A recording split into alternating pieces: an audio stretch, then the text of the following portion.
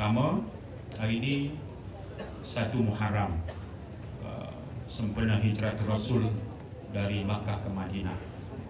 Yang uniknya dalam pengajaran daripada peristiwa hijrah ini ialah dalam mengatur strategi untuk bergerak dari Makkah ke Madinah.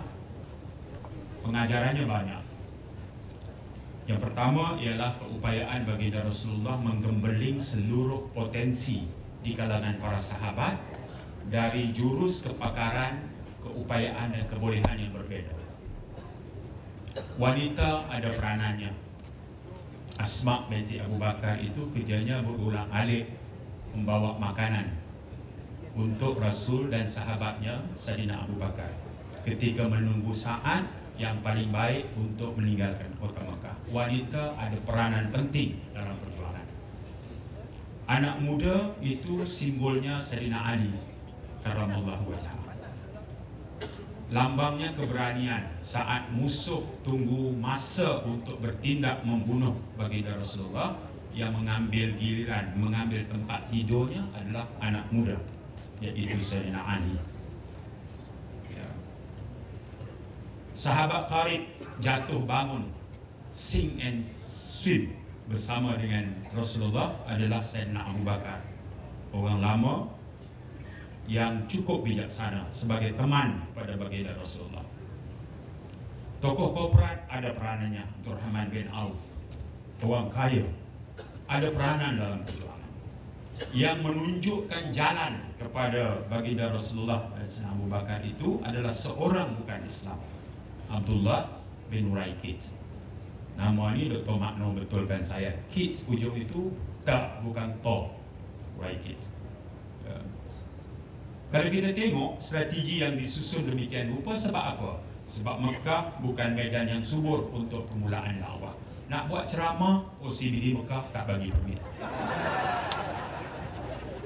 Buat ceramah, dia tangkap, dia seksa, dia maki, dia pekik, dia baling batu. Itu peringkat awal, ya. Tetapi ianya dihadapi dengan strategi yang mantap, menggembeling seluruh potensi anggota, sehinggalah berhijrah ke Madinah, berjaya menumbuhkan sebuah negara Islam, balik kembali menawan Mekah dalam peristiwa Batu Mekah. Dan ketika nak masuk ke Mekah, menawan kembali Mekah itu, Nabi isytiharkan ada 10 nama. Kalau di kalangan kamu jumpa 10 orang ini, kalau mereka bergayut di kelambu Kaabah sekalipun, tidaklah kamu pancung. Ada rupanya dalam perjuangan Nabi ini, sampai darah tu baginda marah kepada orang yang khianat kepada perjuangan. Jangan kita keluh kesah dalam sejarah perjuangan parti keadilan kalau ada yang khianat dalam laluan perjuangan kita. Itu telah pun dihadapi oleh baginda Rasulullah. Termasuk siapa? Termasuk setiausaha politik Rasulullah sendiri. Juru tulis wahyu. Nabi terima wahyu daripada malaikat. Ada seorang sahabat yang Nabi lantik penulis wahyu. Tukang tulis. Dia khianati perjuangan. Dia termasuk satu daripada 10 nama. Kalau jumpa waktu kita tawan Putrajaya, Mekah, pancung, jangan kamu maafkan dia. Itu petua nak mak kat tu Sianwar. Kalau ada, bila ada sampai saat itu ada nama-nama tu tak boleh kita lembut hati.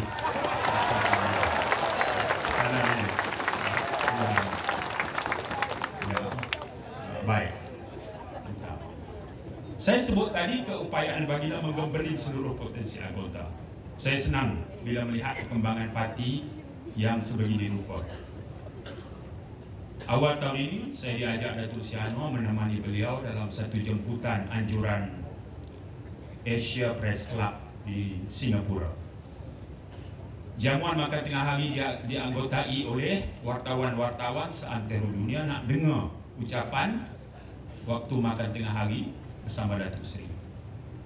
Datuk Seri ditanya satu soalan, saya masih ingat. Apakah niche parti keadilan ini?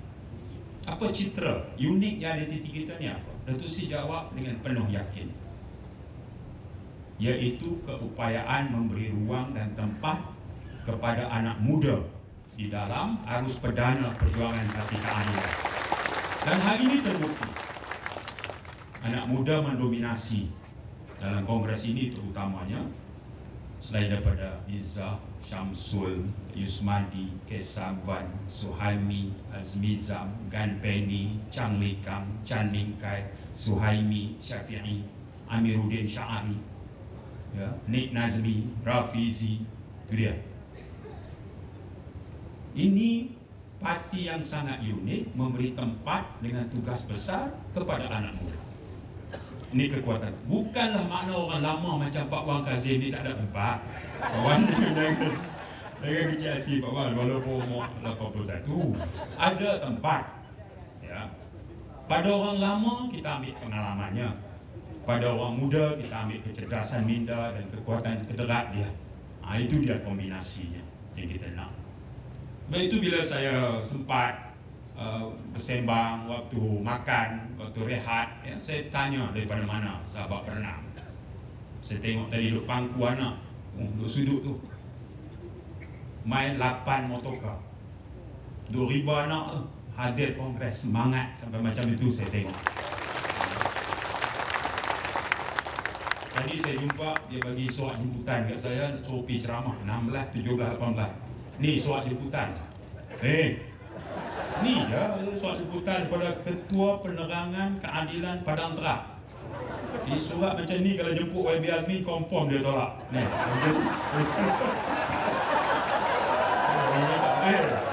YB Azmi dia ada tertib dia tu, surat tu lipat dia, ada cara dia. Kalau jago tak apalah, hantar bila ke mana lah. Apa? Pak Mit, saya tanya Pak Mit kerja apa? Kerja kolek bah. Tak kerja, cuti ya. Main orang, 8 orang. 8 orang. Hak lain tu, hak lain motong getah lah dia. Tinggal motong getah. Pasal nak main kongres di Johor, dari Padang Tegak tu. Ya, iya saya kata. Cikgu Roslan, saya sembah tadi, Ketua Cabang Kuala Kerai. Betul lah, 10 malam, hari tu naik kereta api. Dari Kuala Kerai turun ke Empas, kemudian naik kereta main di sini. Malam ni habis kongres, naik pula kereta api dari Kempas balik ke Kuala Kerai. 18 orang delegasi Kuala Kerai. Itu dia semangat dia. Kita nak tengok. Bila saya tengok begitu, hampir menitis air mata saya tengok semangat. Sambil timbul juga rasa marah. Saya manusia biasa, rasa marah tu ada. Fitrah kita. Tuhan jadikan sifat marah tu ada. Marah pada siapa? Yang bergelar yang berhormat. Tapi tak ada dalam dewan ini. Saya kecil hati semua. Kita tak boleh jadi ahli parlimen, wakil rakyat, exco dan apa jawatan sekalipun tanpa platform parti. Ini setahun sekali datanglah. Setahun sekali saja. 365 hari, bloklah 3 hari saja duduk dalam kongres. Kalau yang motong getah di Padang Terap boleh datang, kalau dari Kuala Kerai boleh naik kereta api, apa alasan kamu? Tak ada duit? Apa alasan kamu?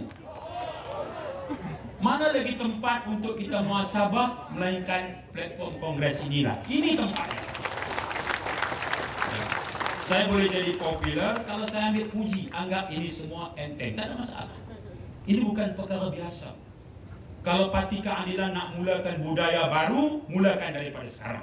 Tak ada tempat untuk oportunis macam ini dalam kongres kita. Ya, itu saya sampaikan terus daripada hati saya. Ya. Dan saya bersedialah menghadapi apapun risikonya. Saya tak tergamak dan tak sampai hati tengok pengorbanan anggota bawahan. Dikhianati hanya kerana bergelar yang berhormat atau ekskul. Tak ada jadual lebih penting daripada berada di sini saat ini bersama dengan anggota parti dari jauh dan dekat yang datang dengan seluruh pengorbanan mereka untuk mendengar sendiri amanat pimpinan, berbahas, berhujah, ambil pengajaran dan bawa balik resepi perjuangan nak kuatkan parti kita. Ya. Itu perkara yang kedua. Cengih sikit, minta maaf. Ya. Baik. Kita berada di Johor, negeri yang UMNO lahir pada 11 Mei 1946. Pemimpin UMNO Johor ni ramai. Johor negeri terkuat. Tapi dalam sejarah negara kita, UMNO memerintah, Perdana Menteri daripada Johor baru seorang, Tun Hussein On. Itu pun kerana Tun Razak meninggal dan Tun Dr. Ismail pun meninggal. By accident, maka dia pun dapat 4. Itu pun tak lama Dr. Mahathir tolak, bagi tahu kata kamu sakit, kamu tak layak lagi jadi Perdana Menteri. Mana ada lagi lepas tu? Syed Jaafar Albar garang, tapi Dr. Mahathir jadi Perdana Menteri. Musa Hitam kena. On Jaafar awal lagi kena. Maknanya walaupun UMNO kuat, walaupun UMNO rasa dia kuat, belum tentu walaupun Muhyiddin timbalan Perdana Menteri, belum tentu dia jadi Perdana Menteri. Belum tentu. Dalam sejarah UMNO Johor macam itu rupanya. Supaya dia UMNO di Johor nampak keadaan itu, bahawa dia mungkin dilihat kuat, tapi hakikatnya bila sampai kepada kemuncak kepimpinan negara, dia cuma boleh hantar seorang baru, Tun Hussein. Baik, hadirin yang saya hormati sekalian, perkara yang saya nak sebut seterusnya ialah hari ini Ketua Wanita UMNO jawab pasal skandal feedlot. Hari ini dia jawab. Dan saya nak jawab balik sebab dia akan berucap esok lusa dalam perhimpunan wanita. Dia kata pembangkang cuba melemahkan semangat saya dan cuba menggugat kedudukan saya sebagai Ketua Wanita UMNO dan Ketua Wanita Barisan Nasional. Keluarga saya tidak wajar diserang kerana keluarga saya bekerja keras untuk berjaya. Pembangkang juga berbohong, jumlah peruntukan yang disalurkan belum kami terima sepenuhnya. Baik, itu dia jawab. Ya. Baik, apa dia cerita sebenarnya? Cerita sebenarnya ialah 250 juta telah pun disalurkan sepenuhnya dan ditambah 6 juta lagi daripada grant. Pinjaman mudah 250, interestnya 2%. Grantnya 6 juta daripada 13 juta. Jumlahnya 256 juta. Itu disebut. Dia dah terima semua. Dia kata tak. Dia jawab yang itu. Yang pertama. Yang kedua, dia kata kita memberi maklumat yang salah. Betul lah. Ada juga yang kita bagi salah, saya akui.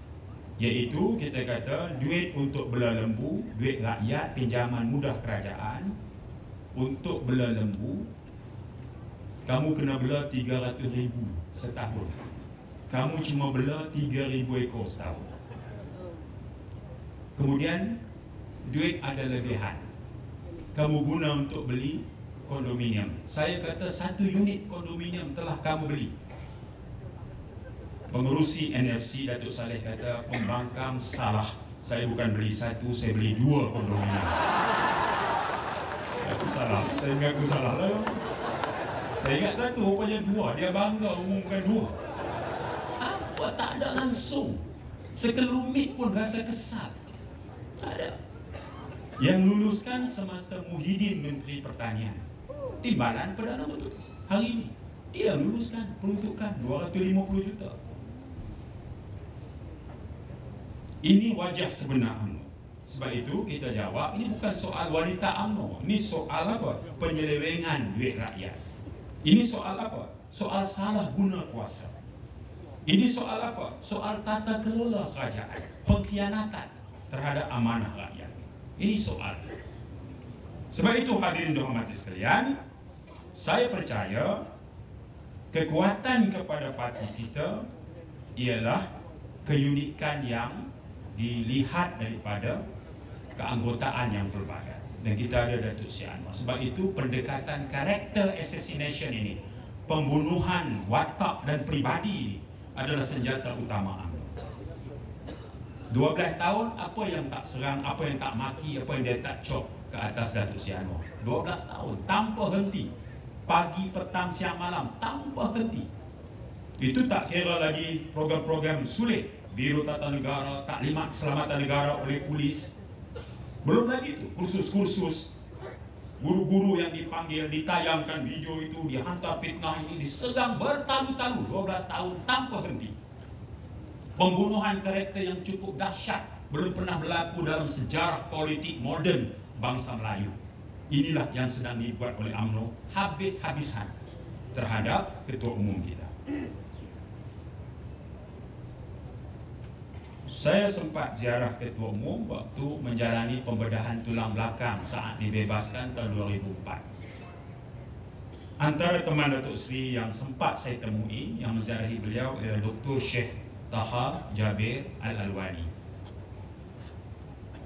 Disebut dengan saya, jangan patah hati anak muda. Ujian ini biasa.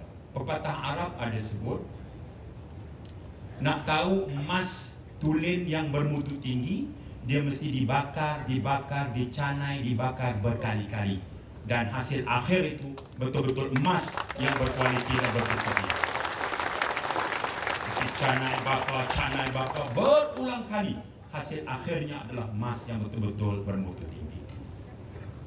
Disebut, saudara bertuah sempat mendampingi saudara Anwar yang katanya putra terbaik yang pernah kita ada. Ini sebenarnya. Sebab itu serangan karakter assassination ini senjata mereka. Tapi kekuatan kita adalah kepada risalah perjuangan yang kita bawa. Saya percaya sekatan, ancaman, ugutan, seksaan ini takkan memberi bekas kepada kita. Malam tadi saya berada di Kampung Bendahara, Dun Tanjung Puteri, Parlimen Johor, Ketua Cabangnya Tan Polai. Saya bersama Cikgu Samsiah, saya bersama Puan Noli, saya bersama Puan Fuziah, Samsul Iskandar. Di situ, tuan rumahnya Pak Uda. Hanya kerana jadi tuan rumah ceramah kita, polis ziarah dia berulang kali, harass keluarga dia. Tanya, rumah ni rumah sendiri ya, ada geran tanah lah? Dia kata tu, bila masa kerja polis nak sahkan geran tanah? Tapi ini dibuat di sini. Tapi Pak Uda tetap, dia dan keluarganya tetap kata, saya tahu hak saya. Dia. Ini semua resepi-resepi yang telah kita ada, yang membolehkan insya-Allah dulang kemenangan itu bakal menjadi milik kita. Kekuatan yang macam ini. Saya nak ucap tahniah, 2 malam saya hadiri program ceramah yang disusun dari Datuk Chua dan rakan-rakan Johor. Sambutannya baik sekali, luar biasa berbanding 5-6 tahun dulu waktu kita datang ke sini. Saya pernah dijemput ke Parit Suluk, ke Muar, Batu Pahat dari Kuala Lumpur 5-6 tahun dulu, anjuran parti. Saya kena memandu dari Kuala Lumpur dengan PA sistem bubuh dalam but kereta arah.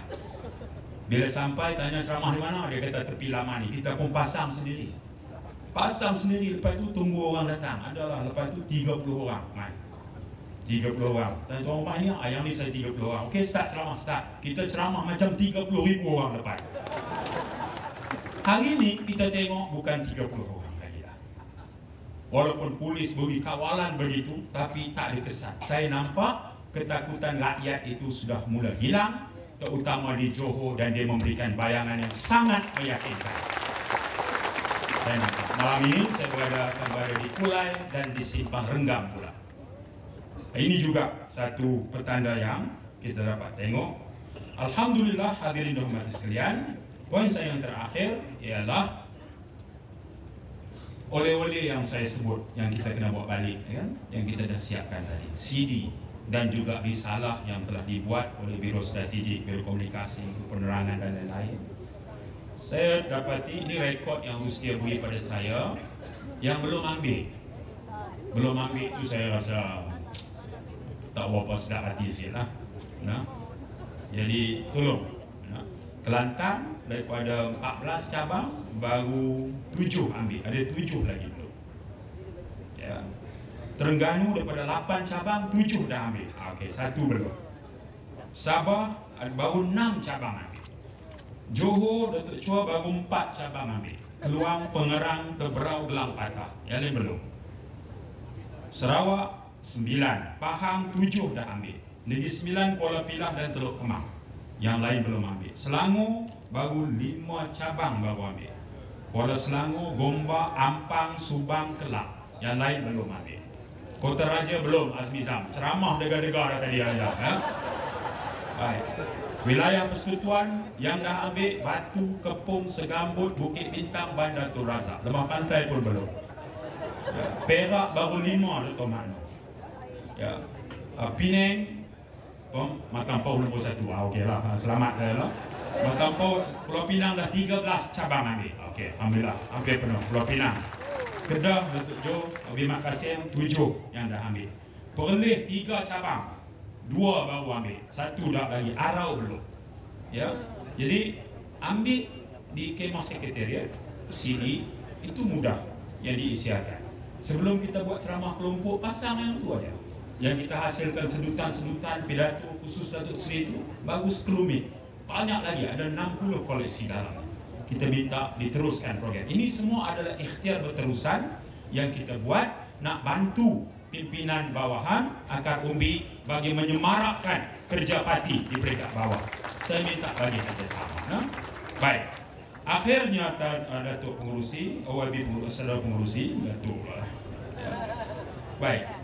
Saya pernah pada kongres yang lepas mengumumkan berkenaan satu usaha sistematik yang kita centralize bersama Pakatan Rakyat PAS Keadilan DAP untuk gerak kerja mendaftar pemilih baru dulu ya.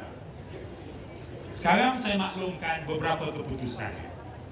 Baik, saya nak bagi contoh Selangor. Untuk menang di Selangor, kita kena wajib mendaftarkan 108,076 pemilih baru. 108,076 mesti menang. Kalau dapat daftar banyak ni, insya-Allah kita menang. Mana datang angka ni kita jumlah. Parlimen Gombak katalah majoriti 7,000, untuk menang lagi kena tambah X numbers of pemilih baru. Kuala Langat untuk menang lagi kena tambah Y pemilih baru. Kita jumlah total seluruh Selangor kita kena tambah 108,076 orang. Sehingga hari ini Pakatan Rakyat dan PKR Selangor kita berjaya mendapat 115,755. Dan daripada jumlah ini Keadilan menyumbang 37% bersamaan 42,318 undi pemilih. Sebab itulah Wabi Fuzia, Wabi Nurul Izzah tekankan tadi. Dari sudut usaha mendaftar pemilih kita buat. Tapi yang boleh membawa kekalahan kita adalah penipuan dan manipulasi SPR. Ini yang kita nak kena jaga. Prestasi Pulau Pinang, nak menang kita kena ada 41,237 pemilih baru. Kita berjaya mendaftar 38,700 dengan PKR menyumbang 16,766 bersamaan 43%. Baki 57 lagi PAS dan DAP yang daftarkan. Hampir mencapai sasaran. Rekod-rekod ini saya boleh baca satu persatu. Kita tahu cabang mana yang tak bertambah, cabang mana yang pertambahannya besar. Sebab itu bila JPRP turun ke bawah, di bawah kepimpinan Saudara Azmin, 5 perkara yang diaudit. Ini kerja rumah, 5 perkara. Yang pertama, ada ke belum bilik gerakan? Yang kedua, ada tak jawatan kuasa pilihan raya cabang yang telah dibentuk? Yang ketiga, ada tak senarai polling agent dan counting agent? Pacak. Yang keempat, ada tak tim ceramah kelompok? Kan? Itu semua 5 perkara yang telah diaudit di cabang-cabang. Ini kita tambah lagi keupayaan cabang itu sehingga hari ini setelah 3 tahun 9 bulan pilihan raya yang lepas, kita sedang mengikuti dengan dekat jumlah keupayaan cabang mendaftar. Ada yang cemerlang, ada yang sederhana, ada yang laih terus. Yang laih terus kalau sekarang itu cabang yang kita yang menang, incumbent, laih juga kita rasa susah hati. Sebab itu, kalau bila pimpinan turun untuk ceramah, okey, kita boleh datang ceramah. Datuk Seri dijemput ceramah, boleh turun. Wabi Azmin, boleh. Saifuddin, boleh. Tien, William, Nurul, Fuzia, boleh turun. Tapi akhirnya gerak kerja parti ialah daftar pemilih, buka bilik gerakan, jalankan program penerangan dan dekati rakyat. Ini yang kerja-kerja asas inilah peluang untuk kita peringat sama-sama. Ya, saya tak mau meletak panjang itu rutin biasa, ingat memperingati semula. Ya, saya simpulkan ucapan saya, kalau ditanya kepada kita, apakah rupa sebuah kerajaan yang Pakatan Rakyat akan bawa? Saya pandu cita-cita nak bawa negara macam mana kalau Pakatan Rakyat diberikan amanah oleh rakyat. Saya pandukan cita-cita ini berdasarkan kepada mafhum hadis baginda Rasulullah SAW. Nabi menyebut kesejahteraan sesebuah negara bergantung pada 4 perkara. Pertama, pemerintah yang adil. Adil artinya melakukan satu perkara kena pada tempatnya. Yang miskin dibantu, yang kaya dari bahagian kekayaannya ada bahagian orang miskin. Pemerintah yang adil. Yang kedua ialah ilmu para ilmuwan, para ulama, para cendekiawan. Ilmu mereka itu boleh digunakan untuk menasihati pemerintah dan mereka amanah dengan ilmu mereka itu. Yang ketiga ialah orang kaya yang dermawan, pemurah, dia tak kedekut. Dan yang keempat ialah rakyat biasa yang sentiasa reda dan mendoakan. Kita berhasrat nak bawa Malaysia memenuhi ke arah menepati 4 ciri yang disebut dan diterangkan oleh baginda Rasulullah. Pemerintah yang adil, ilmu para ilmuwan, para ulama, orang kaya yang pemurah, dan rakyat biasa yang sentiasa reda dan mendoakan. Dengan panduan itu insya-Allah, vehikel kita ialah parti keadilan. Tonggak amanah kepada barisan kepimpinan. Penggeraknya adalah saudara-saudari pimpinan akar umbi. Yang tak betul, tegur. Yang hendaknya ialah bergerak di atas satu suara sekarang ini. Kita tak mampu lagi bawa suara yang berpecah-pecah. Beza pendapat itu lumrah, namanya pun manusia. Tapi untuk menghadapi UMNO Barisan Nasional, wajib kita bergerak di atas satu suara sahaja.